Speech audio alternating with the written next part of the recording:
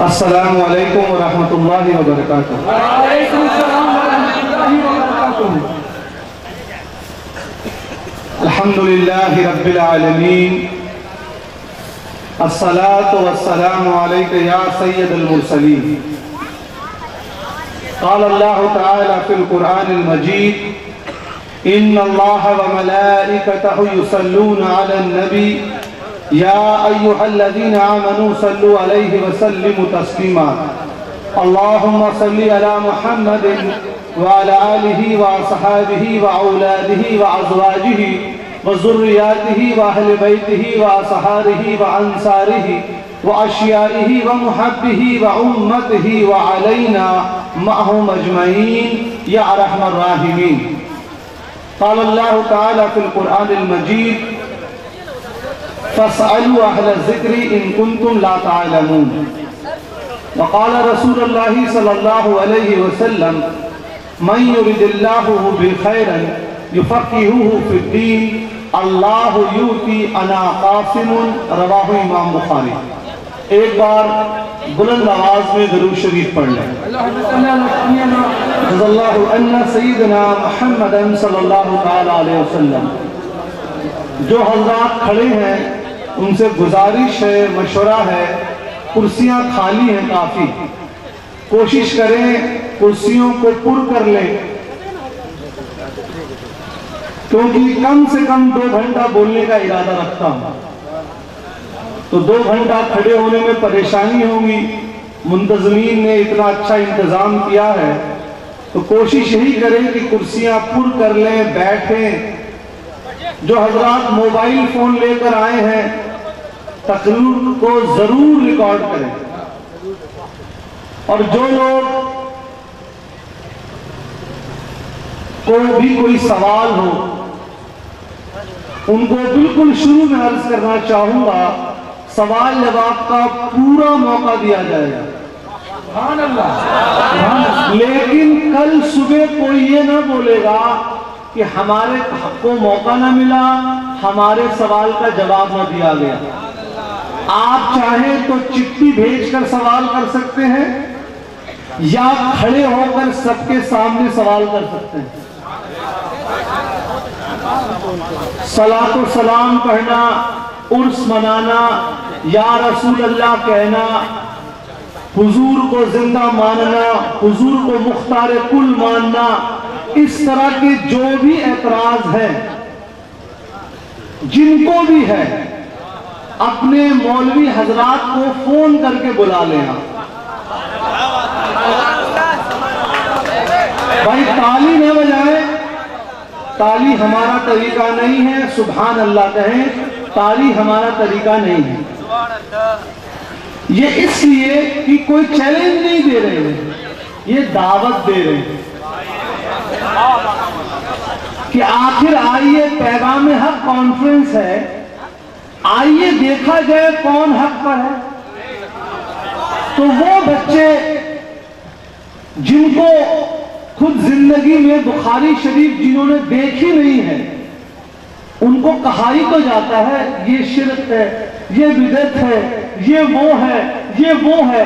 ہم ان بچوں کو کہتے ہیں تم اپنے مولوی حضرات کو بلا لو، اور اگر ہم جھوٹے ہوں گے سارا مجمع دیکھے گا، اور اگر ہم سچے ہیں تو سارا مجمع دیکھے گا، کیونکہ ہم سب غریب نواز کے ماننے والے ہیں۔ ہمارا طریقہ رہا ہے محبت سے دعوت دینا، تو ہم نے دعوت دی ہے کہ آؤ حق کو پہچانیں۔ جن مسئلوں پر آپ کو اعتراض ہے آپ اپنے سب سے قابل مولوی کو لے کر آئیں۔ ہم وہ نہیں ہیں کہ کل جواب دیں گے، الحمدللہ ثم الحمدللہ اسی وقت جواب ملے گا۔ اس لیے کہا گیا ریکارڈنگ ضرور کریں۔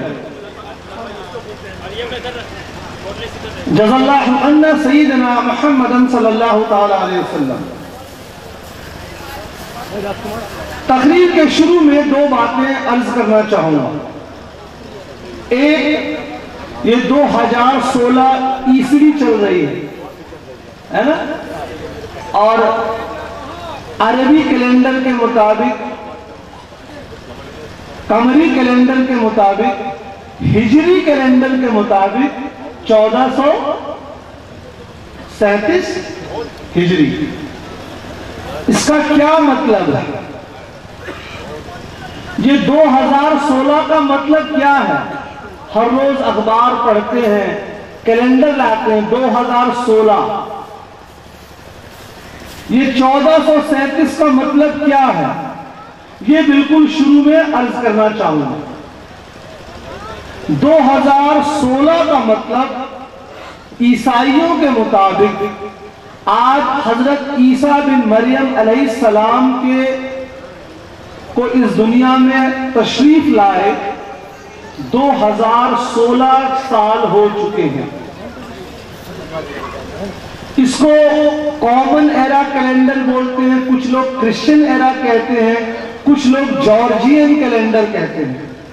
تو 2016 کا مطلب آج حضرت عیسیٰ بن مریم علیہ السلام کو اس دنیا میں تشریف لائے عیسائیوں کے مطابق 2016 سال ہو چکے ہیں۔ تو یہ جو کیلنڈر ساری دنیا آج جس پر عمل کر رہی ہے، انگریزی کیلنڈر، اس کی شروعات حضرت عیسیٰ بن مریم علیہ السلام کی پیدائش سے مانی گئی۔ اور ہم مسلمانوں کا جو کیلنڈر ہے 1437 ہجری، 1437 سال ہو چکے ہیں۔ کس چیز کو ہوئے؟ اللہ کے رسول صلی اللہ تعالی علیہ وآلہ وسلم کو مکہ شریف سے مدینہ شریف میں ہجرت فرمائے، اس واقعے کو ہوئے، اس گھٹنا کو ہوئے 1437 سال ہو چکے ہیں۔ اللہ کے رسول صلی اللہ تعالی علیہ وآلہ وسلم اس دنیا میں جو تشریف لائے وہ مکہ شہر میں تشریف لائے۔ اس کے بعد انہوں نے ہجرت فرمائی اور مدینہ شریف میں آ کر مقیم ہوئے اور وہیں پر قیام فرمایا۔ تو جس سال حضور مکہ شریف سے مدینہ شریف گئے، اس سال کو اسلامک کیلنڈر کا ریفرنس بنیاد مانا جاتا ہے، اور اس اسلامک کیلنڈر کی شروعات کو جو نافذ کیا گیا وہ حضرت عمر رضی اللہ عنہ کے زمانے میں کیا گیا۔ یہ میں نے کیوں بتایا، آپ اس کو سماعت کریں، اس کو بتانے کا مقصد کیا ہے۔ جب پوری تقریر میں حوالہ دیا جائے گا کسی بھی حدیث شریف کا یا کسی بھی واقعے کا، تو یہ بتایا جائے گا انشاءاللہ تبارک و تعالی کہ یہ حدیث شریف کون سی کتاب میں موجود ہے۔ اس کتاب کا نام بتایا جائے گا، کتاب کو لکھنے والے عالم دین کا نام بتایا جائے گا، اور کون سے سن ہجری میں ان کا انتقال ہوا یہ بھی بتایا جائے گا۔ کیوں بتایا جائے گا؟ وہ اس لیے کہ جب ہم اپنی تقریر میں کہیں گے کہ اس حدیث کو امام اعظم ابو حنیفہ رضی اللہ عنہ نے اپنی کتاب الفقہ الاکبر میں نقل کیا، اور امام اعظم کی پیدائش 80 ہجری میں ہوئی۔ کتنے ہجری میں؟ 80 ہجری میں۔ تو آپ کے ذہن میں یہ بات آئے گی کہ ابھی 1437 ہجری چل رہی ہے، امام اعظم کی پیدائش 80 ہجری میں ہوئی، یعنی یہ حوالہ کم و پیش 1350 سال پرانا ہے، تاکہ آپ کو اطمینان ہو جائے کہ اسی طرح حوالہ دیا جائے گا۔ اس حدیث شریف کو امام بخاری رضی اللہ عنہ نے نقل کیا، اور امام بخاری کا انتقال 252 ہجری میں ہوا، تو آپ کو پتہ لگے گا کہ یہ حوالہ 1200 سال پرانا ہے، کیونکہ ابھی 1437 چل رہی ہے۔ اگر ہم حوالے میں کہیں گے اس حدیث شریف کو امیر المومنین فی الحدیث امام ابن حجر اسقلانی رحمت اللہ علیہ نے نقل کیا فتح الباری میں، تو جن کا انتقال 852 ہجری میں ہوا، تو آپ کے ذہن میں یہ بات آنی چاہیے ابھی 1437 ہجری ہے، امام ابن حجر کا انتقال 852 ہجری میں ہوا، یعنی یہ حوالہ 600 سال پرانا ہے۔ تاکہ اطمینان ہو جائے کہ ہم اہل سنت و جماعت کوئی 150 200 250 سال پرانے فرقے نہیں ہیں، ہماری اصل 1400 سال پرانی ہے۔ دوسری بات، چونکہ میری تقریر اسی لہجے اور اسی آواز میں ہوتی ہے، میں زیادہ چلا نہیں پاتا ہوں، اس لیے آپ کو توجہ دینی پڑے گی۔ And for all those students who are impressed by some Dr. Saab just because he can speak in English, I would like to tell you very humbly that there is no superiority as such in speaking in English. If you want, I can repeat my entire speech in English. Because if you say a big fat lie in English, it will still remain a lie. And if you say truth in Bhojpuri, it will still remain a truth. We are not dependent upon a language to convey our meaning. انگریزی اس لیے میں نے بول دی کہ کچھ نوجوان بچوں کو یہ مغالطہ ہوتا ہے کہ فلاں ڈاکٹر صاحب انگریزی بولتے ہیں تو بہت بڑے عالم ہوں۔ انگریزی بولنے میں کوئی قابلیت اور صلاحیت نہیں ہے۔ میری مکمل تعلیم انگریزی میڈیم اسکول سے ہوئی ہے۔ میں پیشے سے ایک engineer, B Tech, M Tech, P H D, gold medallist ہوں، لیکن مجھے اس بات کا کوئی فخر نہیں ہے۔ ہاں، اللہ کا شکر ہے، اللہ نے سنی بنایا۔ کیوں؟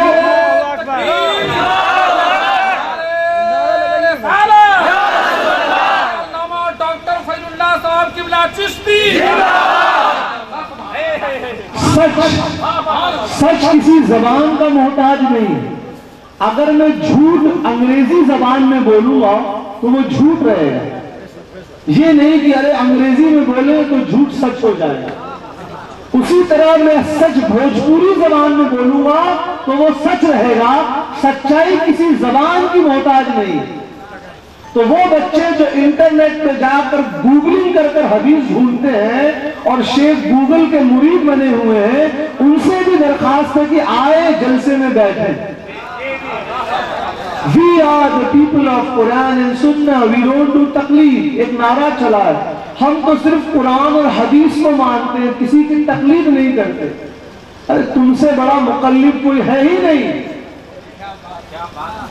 زندگی میں بخاری شریف کھول کر دیکھی نہیں، ہم تو بخاری کو مانتے ہیں۔ امام بخاری کا پورا نام ان کو نہیں معلوم، کہاں پیدا ہوئے نہیں معلوم، کس ہجری میں پیدا ہوئے نہیں معلوم، کس ہجری میں انتقال کیا نہیں معلوم، ان کے استاد کا نام نہیں معلوم، ان کے شاگرد کا نام نہیں معلوم، ان کے والد کا نام نہیں معلوم، ارے ان کی کتاب کا صحیح نام نہیں معلوم، تو کہیں کو دعویٰ کرتے ہو کہ ہم امام بخاری کو مانتے ہیں؟ تو ایسے حضرات کو بھی ہم دعوت دیتے، آئیں، اپنے مولوی حضرات کو لے کر آئیں، ہماری اسپیچ ریکارڈ کریں اور ان کے پیچھے پڑ جائیں کہ حضرت اس کا جواب دیجئے، تب تو پتہ لگے گا۔ ورنہ تقریر تو کوئی بھی ہے کچھ بھی بول کے چلا جاتا ہے، لیکن سچ تو وہ ہوتا ہے جو سر چڑھ کر بولتا ہے۔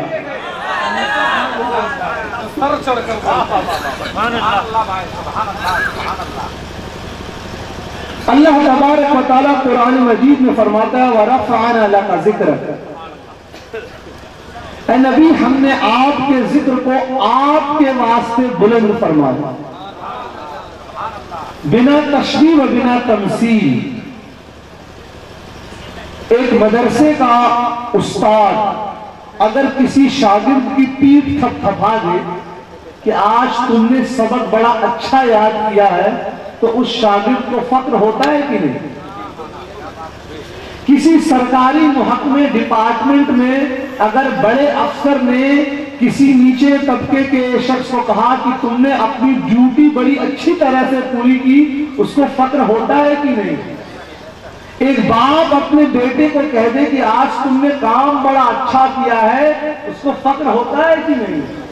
ایک مخلوق جب دوسرے مخلوق کی تعریف کرتا ہے تو اس کو خوشی ہوتی ہے، بنا تشبیہ و بنا تمثیل۔ یہاں رب ذوالجلال حبیب کی تعریف فرما رہا ہے وَرَفَعَنَا لَكَ ذِكْرَكَ وَإِنَّكَ لَعَلَىٰ خُلُقٍ عَظِيمٍ۔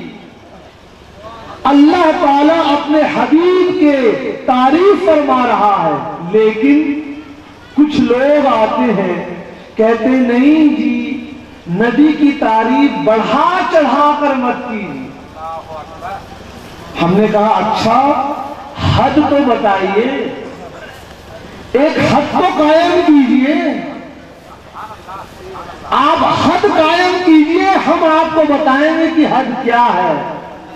حوالہ دیں گے کہ کس طرح صحابہ اکرام نے حضور کی شان میں قصیدے پڑھے اور خود حضور نے خود اپنی شان کے متعلق کیا فرمایا. اللہ تبارک و تعالیٰ نے قرآن مجید میں ہم کو دعا سکھائی, ایک ایسی آیت جس کو یہاں بیٹھے جتنے لوگ ہیں سب کو یاد ہوگی. وہ آیت سورہ فاتحہ کی آیت, ایاک نعبد و ایاک نستعین, تجھ ہی کو پوجے تجھ ہی سے مدد چاہیں.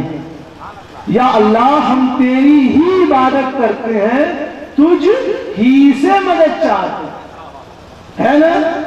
غور کیجئے ترجمہ یہ نہیں ہے تجھ سے مدد چاہیں تیری عبادت کریں, تجھ ہی سے مدد چاہیں تیری ہی عبادت کریں. لفظ ہی آیا ہے. اگر بعض حضرات کا ترجمہ دیکھیں تو ان لوگوں نے ترجمہ کیا ہے صرف تیری عبادت کریں, صرف تجھ سے مدد چاہیں. یہ لفظ صرف لانے کی کیا ضرورت تھی, یہ لفظ ہی لانے کی کیا ضرورت تھی. ترجمہ کرتے یا اللہ تیری عبادت کرے اور تجھ سے مدد چاہے, لیکن ترجمہ یہ نہیں ہے تیری ہی عبادت کرے تجھ ہی سے مدد چاہے. ہی کو آنے کا کیا مطلب ہے, یہ حصار کیوں کیا گیا, تاکہ نفی کی جا سکی کسی اور کی عبادت کی. اگر ترجمہ ہوتا تیری عبادت کریں تو گنجائش تھا کہ کوئی بدبخت کہہ رہے کہ بھائی دوسروں کی بھی عبادت ہو سکتی ہے. ترجمہ ہوا تیری ہی عبادت کرے یعنی کسی اور کی عبادت نہیں ہو سکتی. اسی طرح ترجمہ یہ نہیں ہے تجھ سے مدد چاہے, ترجمہ ہے تجھ ہی سے مدد چاہے یعنی کسی اور سے مدد کی نفی, کسی اور سے مدد. ٹھیک ہے نا, یہ بات کلیئر ہو گئی. اب آئیے دیکھیں اس آیت کو صحابہ نے کیسے سمجھا. امام بخاری رحمت اللہ علیہ اپنی صحیح بخاری 252 میں انتقال کتاب اللباس میں حدیث نقل فرماتے ہیں کہ ام المؤمنین ام سلمہ رضی اللہ عنہا کے پاس اللہ کے رسول صلی اللہ تعالی علیہ وآلہ وسلم کا ایک موئے مبارک تھا. موئے مبارک سمجھتے ہیں نا, بال مبارک شریف, صحیح بخاری کی حدیث. آگے امام بخاری نقل کرتے ہیں جب بھی کسی صحابی کو بخار ہوتا یا بری نظر لگتی وہ حضرت ام سلمہ رضی اللہ تعالی عنہا کے پاس وہ صحابی آتے. اور امام ابن حجر اسقلانی فتح الباری بخاری کی شرح 852 ہجری میں لکھتے ہیں صحابہ کرام اس بال مبارک کو لیتے, پانی کے برتن میں پانی لیتے, بال مبارک کو گھماتے, پانی پی لیتے, بخار دور ہو جاتا. امام مسلم صحیح مسلم, امام مسلم 261 ہجری میں انتقال, اپنی صحیح مسلم میں حدیث نقل کرتے ہیں مدینہ شریف میں جب بھی کوئی بچہ بیمار ہوتا تو حضور کا جھبہ مبارک لیا جاتا, جھبے مبارک کو پانی کے برتن میں ڈبویا جاتا, اس پانی کو پھر اس بیمار بچے کو پلایا جاتا, بچے کی بیماری دور ہو جاتی.